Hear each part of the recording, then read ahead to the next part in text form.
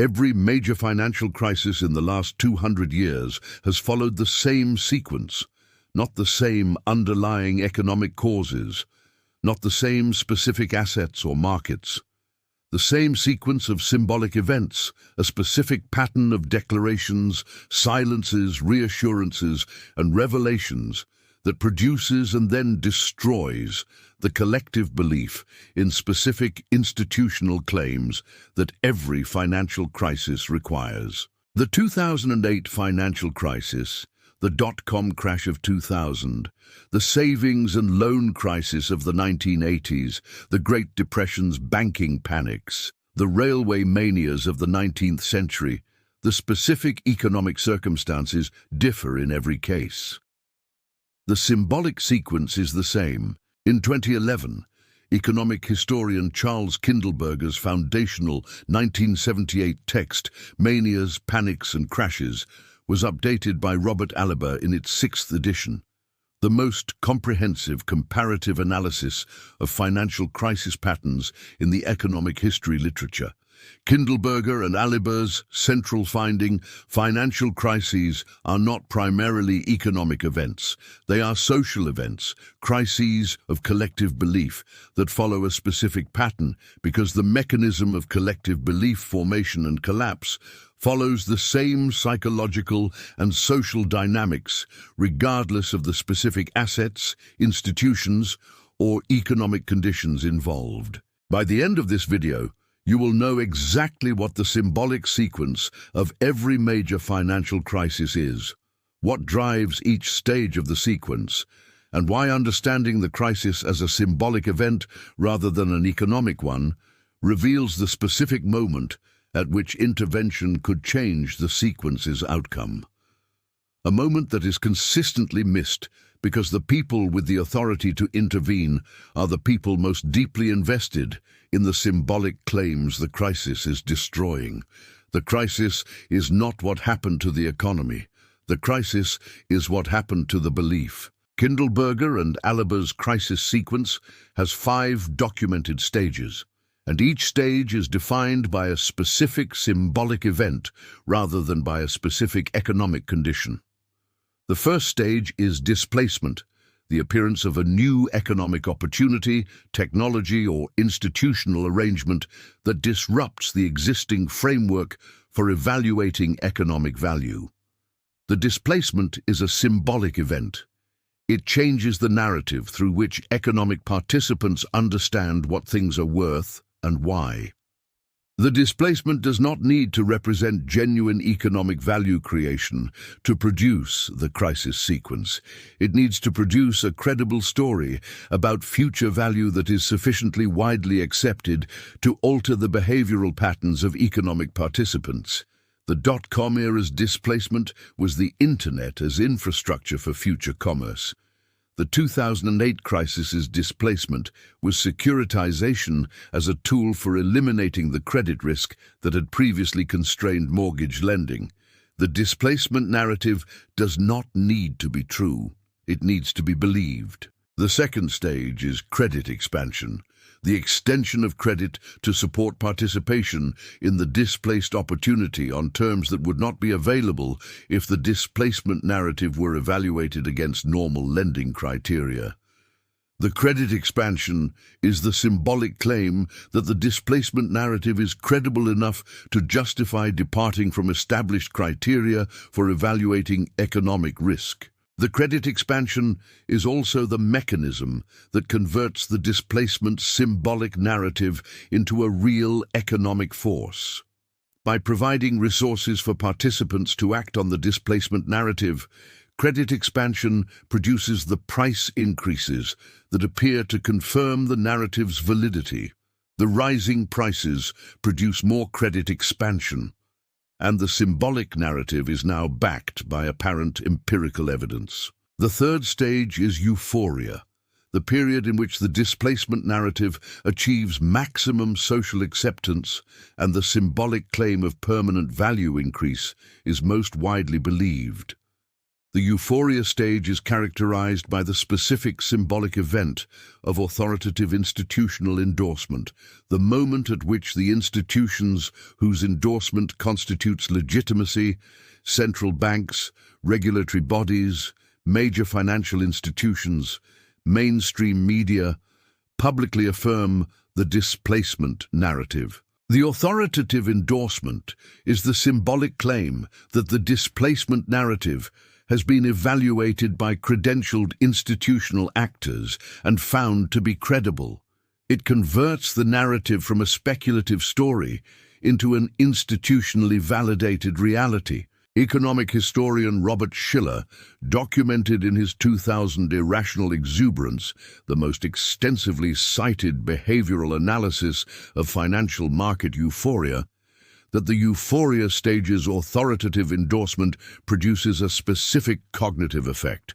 It activates the authority deference mechanism we have documented in previous investigations, suspending the independent evaluation that would identify the narrative's limitations and producing a self-reinforcing cycle of endorsement and price increase that feels like confirmation. The euphoria stage is the stage at which the crisis becomes inevitable, not because the underlying economics require collapse, but because the symbolic narrative has become so disconnected from evaluable economic reality that the only remaining source of its support is continued collective belief. The narrative is now entirely self-referential. It is true because people believe it is true, and people believe it is true because it has been true so far. The fourth stage is distress, the first visible contradiction between the symbolic narrative and observable economic reality. The distress stage is characterized by the specific symbolic event of the first significant institutional failure, the collapse, insolvency, or significant loss announcement of a major participant in the displaced opportunity. The institutional failure is a symbolic event as much as an economic one. It introduces doubt into the collective belief that the displacement narrative requires. The economic effect of the failure may be limited. A single institution's difficulties do not necessarily impair the broader economic system. But the symbolic effect is potentially catastrophic. It reveals that the authoritative institutional endorsements of the previous stage were not based on independent evaluation of the narrative's validity, but on the same collective belief that the failure has now called into question. The distress stage is the stage at which the crisis could theoretically be contained. If institutional actors with sufficient authority and resources could produce a credible symbolic claim that the failure was idiosyncratic rather than systemic, that the displacement narrative remained valid despite the specific failure, and that the collective belief could be maintained without the failed institution. The documented history of financial crisis management reveals that this containment is rarely achieved, because the institutions with the authority to make the containment claim credible are the institutions most deeply invested in the displacement narrative, and their investment makes their reassurances the least credible source of the reassurance the containment requires. The fifth stage is revulsion, the collapse of the collective belief that had sustained the displacement narrative and the associated price levels, institutions, and economic activities. The revulsion stage is characterized by the specific symbolic event of the authoritative disclosure of fraud, misrepresentation, or fundamental error in the displacement narrative's foundational claims. The disclosure is not primarily an economic event, it is a symbolic one. It retroactively reframes the entire preceding sequence as a collective delusion rather than as a legitimate economic development, converting the legitimate participants in the displaced opportunity into either victims or perpetrators of a narrative fraud. The revulsion stage's most documented economic effect is not the initial disclosure itself, but the cascading loss of confidence that the disclosure produces in every other institutional claim that had been made during the preceding stages. The authoritative endorsements of the Euphoria stage are retroactively revealed as either fraudulent or incompetent, which means that every other institutional claim made by the same authoritative endorsers is now suspect. The crisis destroys not just the specific displaced opportunity, but the collective belief in the institutional authority that had endorsed it.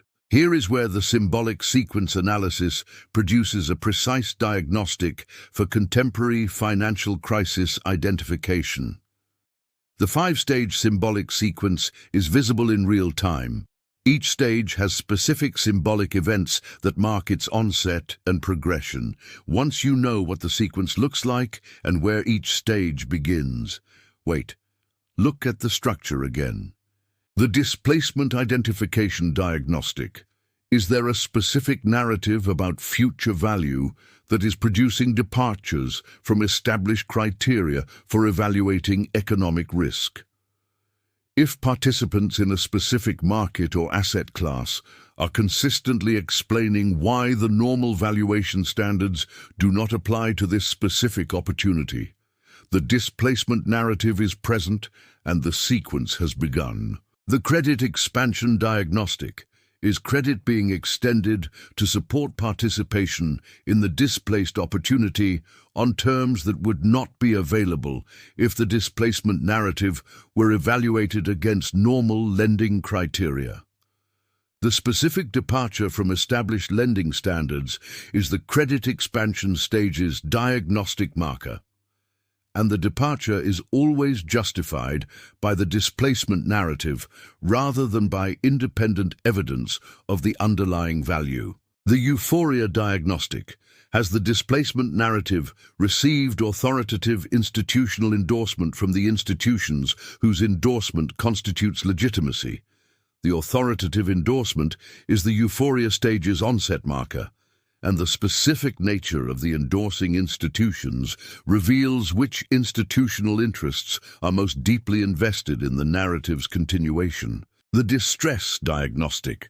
Has a significant institutional failure occurred that could be interpreted as contradicting the displacement narrative? The first significant failure and the institutional response to it, whether the response constructs the failure as idiosyncratic or as systemic, determines whether the sequence moves from distress to revulsion, or whether the containment attempt is credible enough to reset the sequence. The pattern does not stop there. The most consequential contemporary development in financial crisis dynamics is the acceleration of each symbolic stage through social media and digital financial platforms. The compression of the displacement to revulsion sequence, from years or decades to months or weeks, as the symbolic events of each stage propagate through digital networks faster than institutional responses can be organized. The 2021 meme stock events and the 2023 regional banking crisis each demonstrated the compressed symbolic sequence in digital financial markets. If this investigation is worth continuing, signal it. The algorithm reads that as a vote for independent analysis. Here is the applicable lens. The symbolic sequence analysis provides a specific diagnostic for identifying financial crisis onset before the revulsion stage makes the sequence's existence obvious, and therefore at a stage where individual actors can make informed decisions about their participation in the displaced opportunity. The displacement narrative diagnostic is the earliest available crisis identification tool.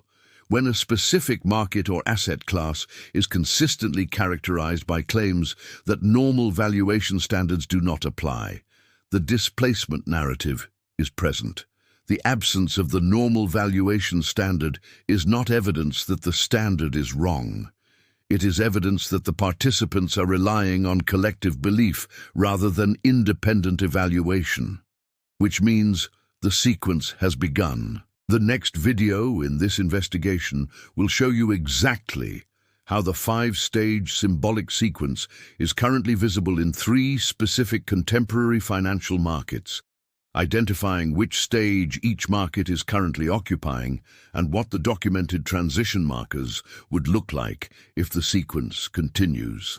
Subscribe so you are there when it publishes. The question is not whether every major financial crisis follows the same symbolic sequence.